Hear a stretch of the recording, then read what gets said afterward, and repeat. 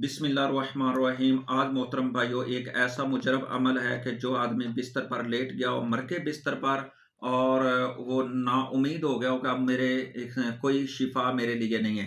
आमलों से उसकी काट ना हो रही हो, जिन्नात उस पर मुसल्लत हों, जिंदगी उसने गुजार दी है, अब वो बेउम्मीद हो चुका है कि मुझे शिफा नहीं मिलनी। इस वजीफे से इंशाल्लाह उसको भी शिफा मिलेगी। आइए, वजीफा क्या है, वो अमल क्या है। आपने एक कोरा बर्तन मट्टी का लेना है, कुजा लेना है, निया लेना है, उसको आपने अपने घर के अंदर लाना है। ला करके आपने नमाज़े असर के बाद आपने नमाज वाला वज़ू करना है।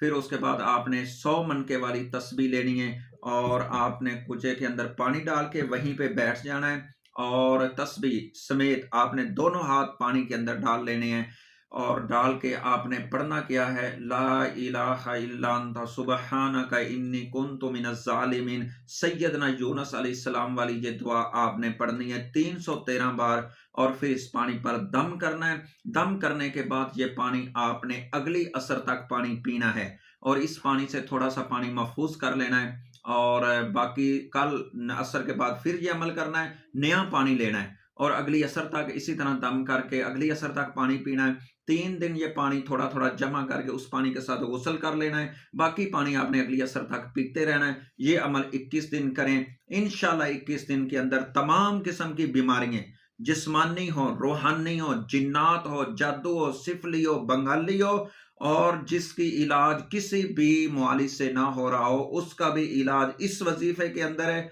और ये सदरी अमल है, सीना बाई सीना अमल है।